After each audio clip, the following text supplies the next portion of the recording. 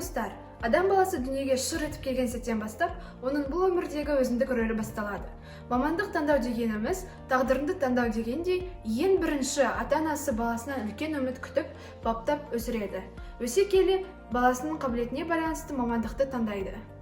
Екіншіден, бауырлары, достары, ұстаздары немесе белгілі бір тұлғалар оның қызығушылықтарын оятады, және бұл өзінің өмірлік мақсаты болады. Үшіншіден, баланың өзі өскен кезде кім болғысы келетінін жоспарлап, жүрек қалауына жақын мамандықты таңдайды. Шаштараз – бұл шығармашылық, креативті және өте қызықты мамандық.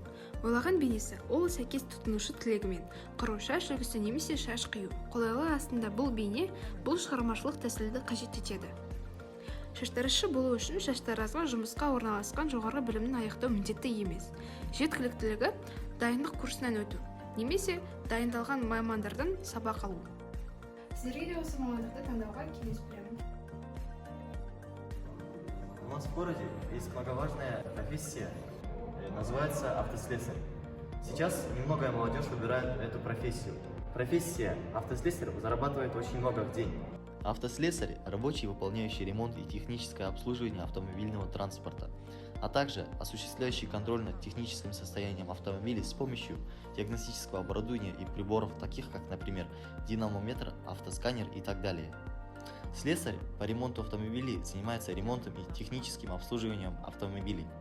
В процессе диагностики он определяет потребность машины в ремонте. В крупных автосервисах автослесари специализируются по направлениям. Одни занимаются техобслуживанием и ремонтом ходовой части, другие – диагностикой, третьи ремонтируют коробки передач.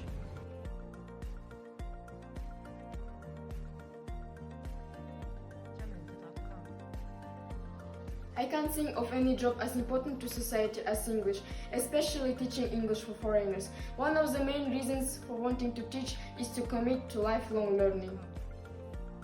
Teaching is a noble profession which comes with so much responsibility and duty towards students.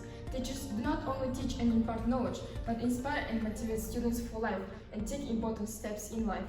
They keep working to boost the confidence of students and direct them in the right direction. There are many teachers who dedicated all their life in improving their students and making them a better and successful human being in their life. Ал балалар, сендермен қазір ағылшын сабағын өткізейін. Сендерге қазір мен қазақша сөздер айтамын, және де сендер оны ағылшынша қалдырасыңдар. Бірінші сөз ол кітап. Жарайсыңдар. Екінші сөз ол мектеп. Жарайсыңдар. Үшінші сөз ол біз жазатын ол не? Қаламсап қалай болады? Және де жарқырап тұрған күн қалай болады? Жарайсыңдар. Қайырлы күн.